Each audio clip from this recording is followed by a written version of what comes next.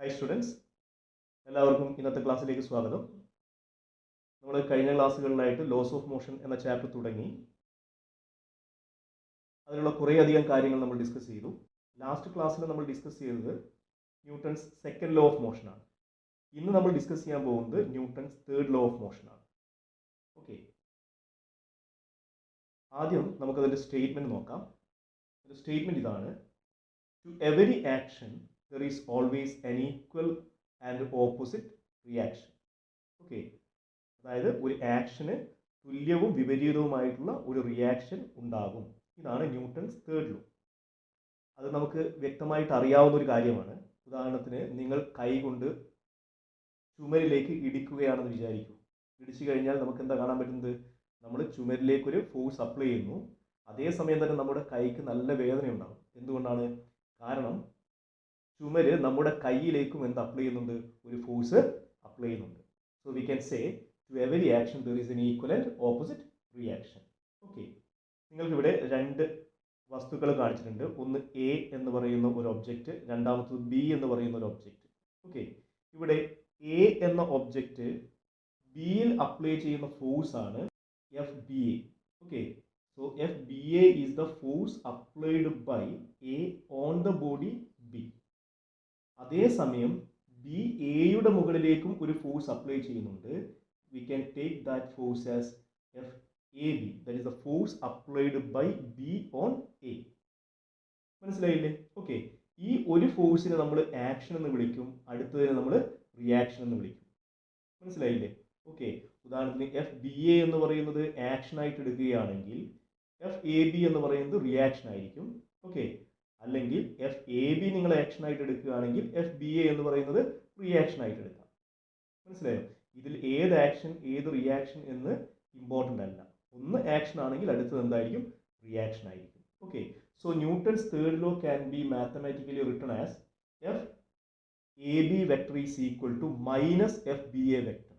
Okay, ഈ ഇക്വേഷൻ്റെ meaning ഇതാണ്: ഈ രണ്ട് ഫോഴ്സുകളും ഈക്വൽ ആണ് in magnitude but opposite in direction.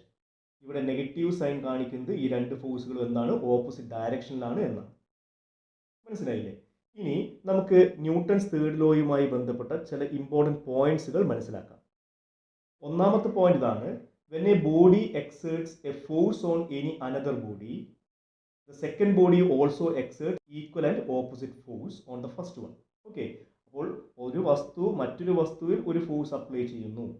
Okay, അതിനെ നമുക്ക് എന്ത് വിളിക്കാം? ആക്ഷൻ എന്ന് വിളിക്കാം. അങ്ങനെയാണെങ്കിൽ രണ്ടാമത്തെ വസ്തു ഒന്നാമത്തെ വസ്തുവിലേക്ക് എന്ത് അപ്ലൈ ചെയ്യും? ഒരു ഫോഴ്സ് അപ്ലൈ ചെയ്യും. And you can call it as what? Reaction. അപ്പോൾ ആക്ഷൻ എന്ന് പറയുന്നതും റിയാക്ഷൻ എന്ന് പറയുന്നതും എന്താണ്? ഫോഴ്സ് തന്നെയാണ്. ഓക്കെ, ഇനി രണ്ടാമത്തെ പോയിന്റ് ഇതാണ്: forces in nature always occurs in pairs. A single isolated force is not possible. Okay, ഇതിൽ നിന്ന് വളരെ കൃത്യമാണ്. ഫോഴ്സ് എന്താണ്? പെയേഴ്സ് ആയിട്ടാണ് എക്സിസ്റ്റ് ചെയ്യുന്നത്. ഒരു ഫോഴ്സ് മാത്രമായിട്ട് എക്സിസ്റ്റ് ചെയ്യുന്നില്ല. ഓക്കെ, എ എന്ന് പറയുന്ന വസ്തു ബിയിൽ ഒരു ഫോഴ്സ് അപ്ലൈ ചെയ്തു എങ്കിൽ ബി എയിലേക്കും എന്ത് ചെയ്യും? ഒരു ഫോഴ്സ് അപ്ലൈ ചെയ്യും. So the forces are always exist in pairs and there is no isolated forces in nature. Okay, and the third point is this one: action and reaction never act on the same body. So that's a very important point. ഇവിടെ ആക്ഷനും റിയാക്ഷനും ഒരേ വസ്തുവിലാണോ act ചെയ്യുന്നത്? അല്ല. ഉദാഹരണത്തിന്, നിങ്ങൾ ഇതിനെ action എന്ന് വിളിക്കുകയാണെങ്കിൽ ഇത് എവിടെ ആക്ട് ചെയ്യുന്ന ഫോഴ്സ് ആണ്? ബിയുടെ മുകളിൽ എ അപ്ലൈ ചെയ്യുന്ന ഫോഴ്സ് ആണ്. So this force is acting on B. Okay, and what is F A B? That is the reaction and it is the force acting on A. ശരിയല്ലേ? എയുടെ മുകളിൽ apply ചെയ്യുന്ന force ആണ്, act ചെയ്യുന്ന force ആണ്. മനസ്സിലായി? അതുകൊണ്ട് നമുക്ക് പറയാം ആക്ഷനും റിയാക്ഷനും ഒരേ വസ്തുവിലല്ല ആക്ട് ചെയ്യുന്നത്. ഈ രണ്ട് ഫോഴ്സുകൾ ഒരേ വസ്തുവിലാണ് ആക്ട് ചെയ്യുന്നതെങ്കിൽ എന്താണ് സംഭവിക്കുക? ഒരു വസ്തുവിലുള്ള ടോട്ടൽ ഫോഴ്സ് എല്ലായ്പ്പോഴും എന്തായിരിക്കും? 0 ആയിരിക്കും. അങ്ങനെയാണെങ്കിൽ ആ body always in equilibrium. Okay, അതെല്ലായ്പ്പോഴും എന്തിലായിരിക്കും? ഇക്വിലിബ്രിയത്തിലായിരിക്കും. മനസ്സിലായോ? Okay, there is no acceleration. So that's a very important point. അത് കൃത്യമായി മനസ്സിലാക്കി വെക്കുക. ഓക്കെ, നാലാമത്തെ പോയിന്റ് ഇതാണ്: action and reaction are equal and opposite. അത് നമ്മൾ ഓൾറെഡി മനസ്സിലാക്കിയ കാര്യമാണ്. ആക്ഷനും റിയാക്ഷനും എന്താണ്? ഈക്വലുമാണ്, ഓപ്പോസിറ്റുമാണ്. But they never cancel each other. അതൊരിക്കലും ക്യാൻസൽ ചെയ്യപ്പെടില്ല.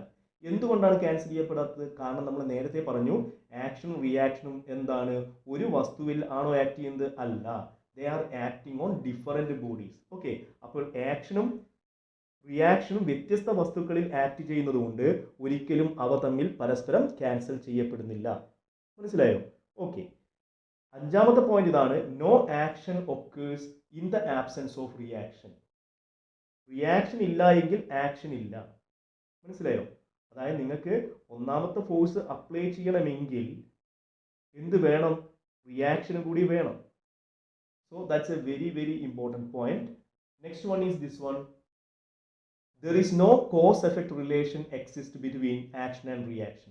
ആക്ഷനും റിയാക്ഷനും ഇടയിൽ എന്തില്ല? കാര്യകാരണങ്ങളില്ല. ഓക്കെ, അതിന് കാരണം എന്താണെന്ന് ചോദിച്ചാൽ എ എന്ന ബോഡി ബിയിൽ ഒരു ഫോഴ്സ് അപ്ലൈ ചെയ്യുന്നു, അതേ സമയം തന്നെ ബി എയിലേക്കും ഫോഴ്സ് അപ്ലൈ ചെയ്യുന്നു. Because action and reaction R acting at the same instant. നിങ്ങൾ ചുമരിലേക്ക് കൈകൊണ്ട് ഇടിച്ചു കഴിഞ്ഞാൽ ഇടിച്ച ഉടനെ തന്നെ നിങ്ങൾക്ക് എന്ത് അനുഭവപ്പെടുന്നുണ്ട്? വേദന അനുഭവപ്പെടുന്നുണ്ട് അല്ലേ? കാരണം നിങ്ങൾ എപ്പോഴാണോ ചുമരിലേക്ക് ഫോഴ്സ് അപ്ലൈ ചെയ്യുന്നത് അതേ സമയം തന്നെ ചുമര് നിങ്ങളുടെ കയ്യിലേക്ക് എന്ത് ചെയ്യുന്നു? ഒരു ഫോഴ്സ് അപ്ലൈ ചെയ്യുന്നു. Okay, so there is no cause effect relation between the action and reaction. Okay, all these are very important points about Newton's third law of motion. Okay, ഇനി നമുക്ക് ന്യൂട്ടൺസ് തേർഡ് ലോ ഓഫ് മോഷനുമായി related ആയിട്ടുള്ള ചില applications നോക്കാം. Okay, ഒന്നാമത്തെ application ഇതാണ്, a book lying on a table exert a force on the table. അത് നമ്മൾ ഓൾറെഡി പഠിച്ചു കഴിഞ്ഞു. ഒരു ബുക്ക് നമ്മൾ ഒരു ടേബിളിന് മുകളിൽ വെച്ച് കഴിഞ്ഞാൽ ബുക്ക് എന്ത് ചെയ്യുന്നുണ്ട്? ടേബിളിന് മുകളിൽ ഒരു ഫോഴ്സ് അപ്ലൈ ചെയ്യുന്നുണ്ട്. Okay, and that force is equal to the weight of the body. Okay, and that weight is actually because of the attraction of earth. അല്ലേ, ഭൂമി ആകർഷിക്കുന്നതുകൊണ്ടാണ് ശരിക്കും ആ വെയിറ്റ് ഉണ്ടാവുന്നത്. ഓക്കെ, അത് കാരണം എന്ത് ചെയ്യപ്പെടുന്നു? ആ ബുക്ക് ടേബിളിന് മുകളിൽ എന്ത് ചെയ്യുന്നു? പ്രസ് ചെയ്യുന്നു. ഓക്കെ, ആ പ്രസ്സിംഗ് ആണ് അവിടെയുള്ള ഫോഴ്സ്. ആ ഫോഴ്സ് എന്തിന് തുല്യമാണ്? വെയിറ്റിന് തുല്യമാണ്. Okay, and we can call that force as action. അതിനെ നിങ്ങൾക്ക് എന്ത് വിളിക്കാം? ആക്ഷൻ എന്ന് വിളിക്കാം. Okay, the table supports the book by exerting an equal force on the book. Okay, അതായത് ടേബിളിന് മുകളിൽ ഒരു ബുക്ക് വെച്ച് കഴിഞ്ഞാൽ ടേബിൾ എന്ത് ചെയ്യുന്നു? ബുക്കിനെ എന്ത് ചെയ്യുന്നു? സപ്പോർട്ട് ചെയ്യുന്നു. എങ്ങനെയാണ് സപ്പോർട്ട് ചെയ്യുന്നത്? ഈക്വൽ ഫോഴ്സ് അപ്ലൈ ചെയ്യുന്നു. ഓക്കെ, അതായത് അതിന്റെ വെയിറ്റ് എത്രയാണോ അതിന് ഈക്വൽ ആയിട്ടുള്ള ഫോഴ്സ് അപ്ലൈ ചെയ്തുകൊണ്ട് ടേബിൾ എന്ത് ചെയ്യുന്നു? ബുക്കിനെ സപ്പോർട്ട് ചെയ്യുന്നു. അതിനെ നിങ്ങൾക്ക് എന്ത് വിളിക്കാം? ഫോഴ്സ് ഓഫ് റിയാക്ഷൻ എന്ന് വിളിക്കാം. That is actually R. Okay, that is actually R, that is called normal reaction. മനസ്സിലായോ? ഓക്കെ, ഇനി നമുക്ക് പറയാം ഈ സിസ്റ്റം എന്തിലാണ്? റെസ്റ്റിലാണ്. നമ്മൾ കാണുന്നത് എന്താണ്? ഈ ബുക്ക് റെസ്റ്റിലായിട്ടാണ്. Book is observe to be at rest. അതുകൊണ്ട് നമുക്ക് ന്യൂട്ടൺസ് ഫസ്റ്റ് ലോ പ്രകാരം നമുക്ക് പറയാം net force acting on it is zero. അതിന്റെ മുകളിൽ ആക്ട് ചെയ്യപ്പെടുന്ന നെറ്റ് ഫോഴ്സ് എന്താണ്? സീറോ ആണ്. ഓക്കെ, എന്ന് പറഞ്ഞാൽ ഈ ആക്ഷനും റിയാക്ഷനും എന്താണ്? ഈക്വലുമാണ്. കൂടാതെ അതെന്താണ്? ഓപ്പോസിറ്റും ആണ്. Okay, so we can explain this by using Newton's third law of motion. And the second point is this one, swimming is possible due to third law of motion. നമ്മൾ സാധാരണ നീന്തുന്നത് എന്തുപയോഗിച്ച് എക്സ്പ്ലെയിൻ ചെയ്യാം? തേർഡ് ലോ ഉപയോഗിച്ച് explain ചെയ്യാം. നമുക്കറിയാം നമ്മൾ നീന്തുന്ന സമയത്ത് നമ്മുടെ കൈ ഉപയോഗിച്ചുകൊണ്ട് എന്ത് ചെയ്യുന്നു? വെള്ളത്തെ പുറകോട്ടേക്ക് തള്ളുന്നു. ഓക്കെ, അതാണ് ആക്ഷൻ. അതേസമയം വെള്ളം നമ്മളെ മുന്നോട്ടേക്ക് എന്ത് ചെയ്യുന്നു? പുഷ് ചെയ്യുന്നു. ഓക്കെ, അതാണ് റിയാക്ഷൻ. ഓക്കെ, ആ റിയാക്ഷൻ കാരണമാണ് നമ്മൾ എന്ത് ചെയ്യുന്നത്? മുന്നോട്ടേക്ക് നീങ്ങുന്നത്. Okay, that is the case of swimming. Next one is this one, when A gun is fired. Okay, the bullet moves forward. നമ്മൾ ഗണ്ണ് ഫയർ ചെയ്താൽ ബുള്ളറ്റ് എന്ത് ചെയ്യും? മുന്നോട്ടേക്ക് മൂവ് ചെയ്യും. എന്തുകൊണ്ടാണ് ബുള്ളറ്റ് മുന്നോട്ടേക്ക് മൂവ് ചെയ്യുന്ന അറിയോ? അതിന് കാരണം ഗണ്ണ് ബുള്ളറ്റിന്റെ മുകളിൽ എന്ത് അപ്ലൈ ചെയ്യുന്നതുകൊണ്ടാണ്? ഒരു ഫോഴ്സ് അപ്ലൈ ചെയ്യുന്നതുകൊണ്ടാണ്. And we can call it as what? Action. അപ്പോൾ ആക്ഷൻ കാരണമാണ് എന്ത് ചെയ്യുന്നത്? ബുള്ളറ്റ് മുന്നോട്ടേക്ക് പോകുന്നത്. അതേസമയം എന്തുകൂടി സംഭവിക്കുന്നുണ്ട്? ഗണ്ണ് എങ്ങോട്ടേക്ക് മൂവ് ചെയ്യും? പിറകോട്ടേക്ക് മൂവ് ചെയ്യുന്നുണ്ട്. And that is called recoiling of gun. Okay, so the gun recoils backward. എന്തുകൊണ്ടാണ് ഗണ്ണ് ബാക്കോട്ടേക്ക് വരുന്നത്? കാരണം ബുള്ളറ്റ് മുന്നോട്ടേക്ക് പോകാൻ ബുള്ളറ്റിന്റെ മുകളിൽ ഗണ്ണ് ഒരു ഫോഴ്സ് അപ്ലൈ ചെയ്യുന്നതുകൊണ്ടാണ്. That is called action. അതേസമയം ന്യൂട്ടന്റെ തേർഡ് ലോ പ്രകാരം എന്ത് സംഭവിക്കും? ഈ ബുള്ളറ്റ് ഗണ്ണിന്റെ മുകളിലും ഒരു ഫോഴ്സ് അപ്ലൈ ചെയ്യുന്നുണ്ട്. That is called reaction. ആ റിയാക്ഷൻ കാരണമാണ് ഗൺ എന്ത് ചെയ്യുന്നത്? ബാക്കോട്ടേക്ക് പോകുന്നത്. And that backward motion of the gun is called recoiling of gun. Okay, so that's also can be explained by using Newton's third law of motion. ഇനി നമുക്ക് fourth one നോക്കാം. Rebounding of rubber ball takes place due to third law of motion. നമ്മൾ തറയിലേക്ക് ഒരു rubber ball എറിഞ്ഞു കഴിഞ്ഞാൽ അതെന്ത് ചെയ്യുന്നു? മുകളിലേക്ക് ഉയരുന്നു. അതിന് കാരണം എന്താണെന്ന് ചോദിച്ചാൽ റബ്ബർ ബോൾ തറയിൽ തട്ടുമ്പോൾ ഒരു ഫോഴ്സ് അപ്ലൈ ചെയ്യും, that is called action. Okay, അതേസമയം എന്ത് ചെയ്യുന്നുണ്ട്?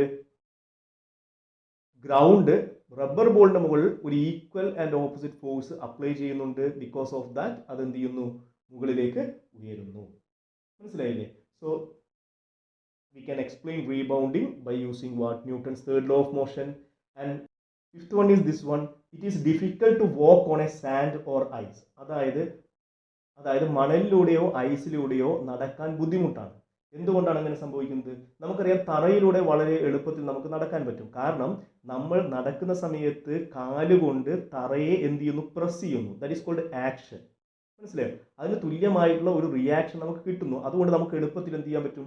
സഞ്ചരിക്കാൻ പറ്റും. ഓക്കെ, കാരണം നമ്മൾ കാലുകൊണ്ട് വളരെ ഹാർഡായിട്ട് എന്ത് ചെയ്യുന്നുണ്ട്? തറയെ അമർത്തുന്നുണ്ട്. മനസ്സിലായോ? പക്ഷേ അതുപോലെ നമുക്ക് സാൻഡിലോ ഐസിലോ ചെയ്യാൻ പറ്റില്ല. കാരണം സാൻഡ് എന്ന് പറയുന്നത് എന്താണ്? വളരെ ലൂസാണ്, അത്രത്തോളം ഹാർഡല്ല. മനസ്സിലായോ? അതുകൊണ്ട് നമുക്ക് അത്രയും, അതായത് നമുക്ക് നടക്കാൻ ആവശ്യമായുള്ള അത്രയും ആക്ഷൻ അങ്ങോട്ടേക്ക് അപ്ലൈ ചെയ്യാൻ പറ്റില്ല. കാരണം അതിന് തുല്യമായുള്ള റിയാക്ഷൻ ഏതിന് തരാൻ പറ്റുന്നില്ല? സാൻഡിന് തരാൻ പറ്റുന്നില്ല. So it is very difficult. അതുപോലെ ഐസിന്റെ കേസിലാണെങ്കിൽ എന്താ സംഭവിക്കുക? ഐസിന്റെ കേസിൽ അവിടെ ഫ്രിക്ഷൻ വളരെ കുറവാണ്. ഓക്കെ, ഫ്രിക്ഷൻ വളരെ കുറവാണ്. അതുകൊണ്ട് നമ്മൾ പെട്ടെന്ന് തെന്നും. ഓക്കെ, തെന്നാൻ കാരണം നമ്മൾ കൊടുക്കുന്ന ഫോഴ്സ് എത്രയാണോ, ഓക്കെ, അതിന്, അതായത് നമ്മൾ കൊടുക്കുന്ന ആക്ഷൻ, അതിന് തുല്യമായിട്ടുള്ള റിയാക്ഷൻ എന്ത് ചെയ്യാൻ പറ്റുന്നില്ല? തരാൻ പറ്റുന്നില്ല. So it is difficult to walk on sand or ice. Okay, നമുക്ക് സിക്സ്ത് പോയിന്റിലേക്ക് പോവാം. Driving a nail in to a wooden block without holding the block is difficult. അതായത് യാതൊരു സപ്പോർട്ടും ഇല്ലാതെ വെച്ചിരിക്കുന്ന ഒരു വുഡൻ ബ്ലോക്കിലേക്ക് ഒരു നെയിൽ എന്ത് ചെയ്യുക, ഒരു ആണി എന്ത് ചെയ്യുക, അടിച്ച് കയറ്റുക എന്ന് പറയുന്നത് വളരെ ബുദ്ധിമുട്ടുള്ള ഒരു കാര്യമാണ്. എന്തുകൊണ്ടാണ്? അതായത് ഒരു വുഡൻ ബ്ലോക്കിനെ സപ്പോർട്ട് ഇല്ലാതെ വെച്ചിരിക്കുന്നു, അതിന് മുകളിൽ ഒരു ആണി വെച്ച് അതിനെന്ത് ചെയ്യുന്നു? ഒരു ഹാമർ ഉപയോഗിച്ച് അടിച്ചു കഴിഞ്ഞാൽ എന്താ സംഭവിക്കുക? അവിടെ അവിടെ ഈ വുഡൻ ബ്ലോക്കും അതേപോലെ തന്നെ ഈ നെയിലും ഒരു സിംഗിൾ സിസ്റ്റമായിട്ട് ആക്ട് ചെയ്യുകയും അത് രണ്ടും ഒരുമിച്ച് എന്ത് ചെയ്യും? പിറകോട്ടേക്ക് പോവുകയും ചെയ്യും. കാരണം നമ്മൾ കൊടുക്കുന്ന ആക്ഷൻ തുല്യമായിട്ടുള്ള റിയാക്ഷൻ അതിന് തരാൻ പറ്റുന്നില്ല. അതുകൊണ്ട് ഒരിക്കലും ഈ ആണി ആ വുഡൻ ബ്ലോക്കിന് ഉള്ളിലേക്ക് തുളഞ്ഞ് കയറില്ല. മനസ്സിലായില്ലേ? ഓക്കെ, അടുത്ത പോയിന്റ് ഇതാണ്. Walking is also explained by using Newton's third law of motion. നിങ്ങൾ നടക്കുമ്പോൾ എന്താ സംഭവിക്കുന്നത്? നിങ്ങൾ കാല് ചരിച്ചുകൊണ്ട് എന്ത് ചെയ്യുന്നു? ഗ്രൗണ്ടിനെ ഒന്ന് പുഷ് ചെയ്യുന്നു. ഓക്കെ, ഇവിടെ നിങ്ങൾ ഈ ഫിഗർ നോക്കൂ. ഇവിടെ കണ്ടോ? നിങ്ങൾ കാല് ചരിച്ചുകൊണ്ട് എന്ത് ചെയ്യുന്നു? ഒരു ഫോഴ്സ് എന്ത് ചെയ്യുന്നു? അപ്ലൈ ചെയ്യുന്നു. എങ്ങോട്ടേക്ക്? ഗ്രൗണ്ടിലേക്ക്. ശരിയല്ലേ? And that applied force is called action.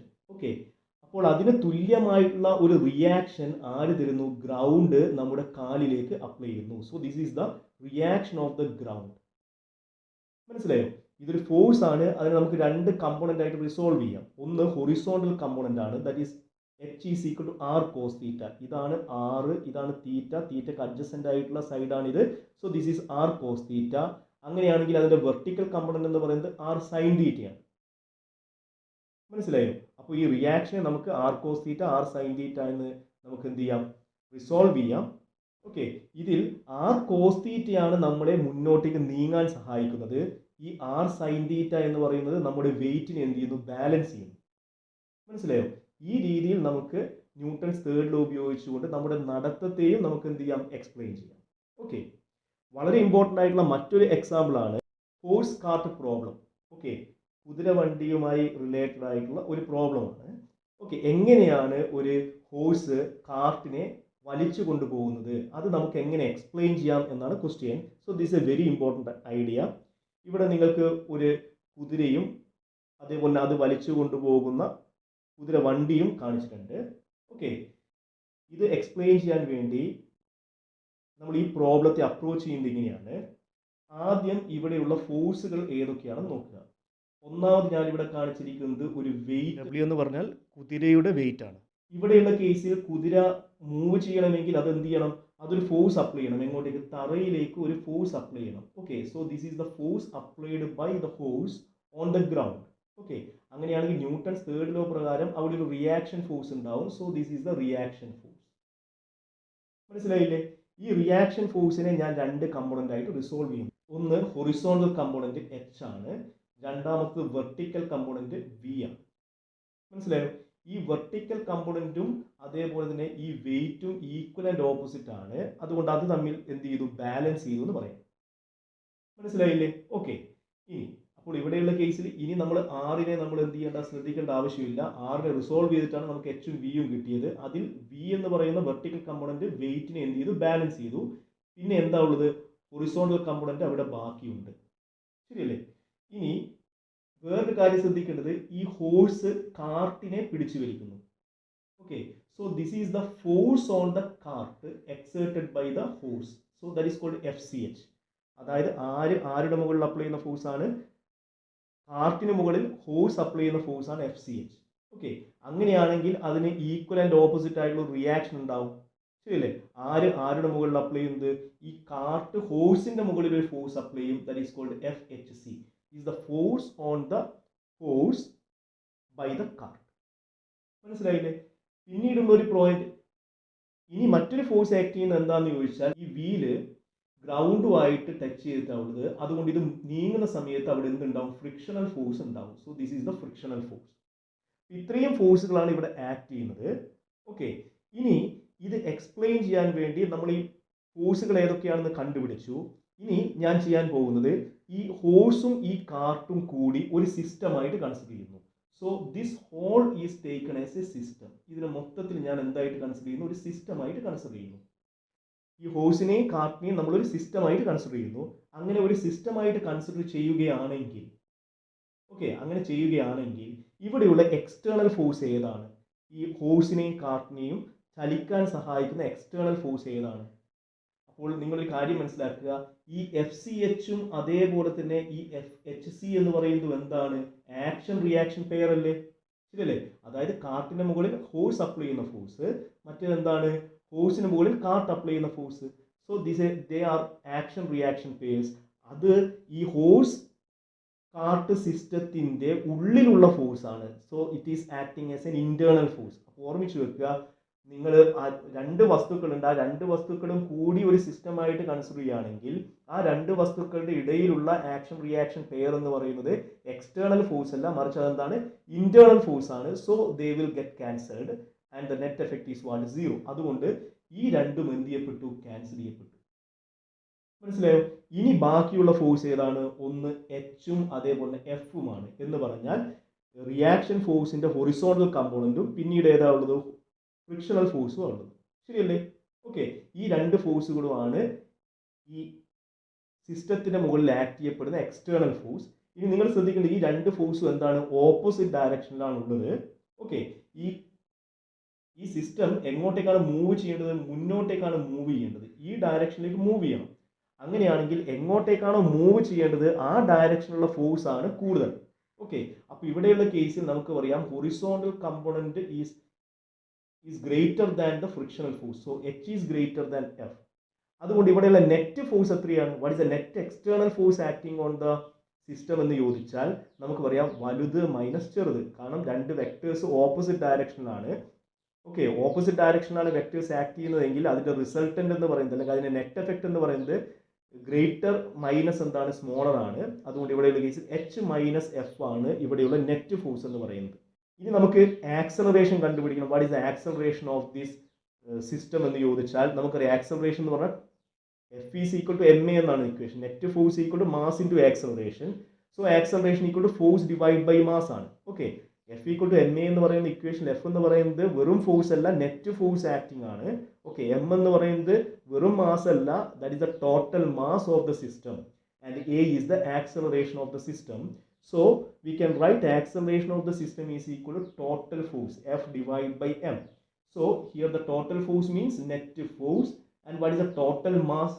Total mass എന്ന് പറഞ്ഞാൽ ഈ സിസ്റ്റത്തിന്റെ മാസ് ആണ്. നിങ്ങൾ വിചാരിക്കുക ഹോഴ്സിന്റെ മാസ് സ്മോൾ m ആണ്, കാർട്ടിന്റെ മാസ് ക്യാപിറ്റൽ M ആണെങ്കിൽ total mass of the system എന്ന് പറയുന്നത് M plus M ആണ്. മനസ്സിലായില്ലേ? അതുകൊണ്ട് ആക്സലറേഷൻ കണ്ടുപിടിക്കുന്ന മെത്തേഡ് മനസ്സിലായല്ലോ. Net force divide by M, F divide by M. അവിടെ F എന്ന് പറയുന്നത് നെറ്റ് ഫോഴ്സ് ആണ്, M എന്ന് പറയുന്നത് ടോട്ടൽ മാസ് ആണ്. ഒരു മാസ് മാത്രമേ ഉള്ളൂ, ഒരു ഫോഴ്സ് മാത്രമേ ഉള്ളൂ എങ്കിൽ F ഡിവൈഡ് ബൈ M എന്ന് പറയാം. കുറേ അധികം ഫോഴ്സുകൾ ആക്ട് ചെയ്യുന്നുണ്ടെങ്കിൽ നിങ്ങൾ എടുക്കേണ്ടത് നെറ്റ് ഫോഴ്സ്. ഓക്കെ, കുറേ അധികം മാസുകൾ ഉണ്ടെങ്കിൽ ഡിവൈഡ് ബൈ ടോട്ടൽ മാസ് ആണ് നമ്മൾ എടുക്കേണ്ടത്. So that's a very important point. So we can substitute here. So you will get h minus f divided by m plus n. So this is the method of solving horse and cart problem. Okay, ഇവിടെ h is greater than f ആണെങ്കിൽ നമുക്ക് പറയാം there is an acceleration. If h is equal to f ആണെങ്കിൽ നമുക്ക് പറയാം the system is in equilibrium, there is no acceleration. മനസ്സിലായില്ലേ? Okay, ഇനി ഇത് വെച്ച് ഒരു ക്വസ്റ്റ്യനും കൂടി ചോദിക്കും. കുതിരയ്ക്ക് വണ്ടിയെ ഫ്രീ സ്പേസിൽ വലിച്ചു കൊണ്ടുപോകാൻ പറ്റുമോ എന്ന് ചോദിക്കും. ഇവിടെ ഈ തറയിലൂടെയാണ് ഹോഴ്സ് എന്ത് ചെയ്യുന്നത്, ഈ കാട്ടിനെ വലിച്ചു പോകുന്നത്. പക്ഷെ ഈ കേസിന് പകരം നിങ്ങളോട് ചോദിക്കുകയാണ് ഹോഴ്സും കാർട്ടും ഫ്രീ സ്പേസിലാണെങ്കിൽ അതിന് കുതിരയ്ക്ക് വണ്ടിയെ കൊണ്ടുപോകാൻ പറ്റുമോ എന്ന് ചോദിച്ചാൽ നമ്മൾ എന്താ പറയുക, പറ്റില്ല. കാരണം ഇവിടെ കൊണ്ടുപോകാൻ പറ്റുന്നത് എന്തുകൊണ്ടാണ്, ഹോഴ്സ് തറയിലേക്ക് ഒരു ഫോഴ്സ് അപ്ലൈ ചെയ്യുന്നു, ദാറ്റ് ഈസ് ആക്ഷൻ. അതിന്റെ റിയാക്ഷൻ കാരണമാണ് ഇതിനെന്ത് ചെയ്യാൻ പറ്റുന്നത്, മൂവ് ചെയ്യാൻ പറ്റുന്നത്. ഓക്കെ, ഫ്രീ സ്പേസിലാണെങ്കിൽ അതിന് റിയാക്ഷൻ ലഭ്യമാകുമോ, ഇല്ല, ദർ ഇസ് നോ റിയാക്ഷൻ. അതിന് ഒരിക്കലും എന്ത് കിട്ടില്ല, ഒരു റിയാക്ഷൻ ഫോഴ്സ് കിട്ടില്ല. So it is not possible. Okay, so this is a very important question here. Okay, ഇത്രയുമാണ് ന്യൂട്ടൺസ് തേർഡ് ലോയുമായി റിലേറ്റഡ് ആയിട്ടുള്ള പോയിന്റ്സ്. ഇന്നത്തെ ക്ലാസ് നമുക്കിവിടെ സ്റ്റോപ്പ് ചെയ്യാം. ഓക്കെ, ഈ ക്ലാസ്സിൽ പറഞ്ഞ കാര്യങ്ങൾ കൃത്യമായി മനസ്സിലായിട്ടുണ്ടാവുമെന്ന് വിചാരിക്കുന്നു. ഈ വീഡിയോ ഇഷ്ടപ്പെട്ടെങ്കിൽ നിങ്ങൾ സബ്സ്ക്രൈബ് ചെയ്യുക, ഷെയർ ചെയ്യുക, കമൻറ്റ് ചെയ്യുക, ലൈക്ക് ചെയ്യുക. Thank you for watching this video. By.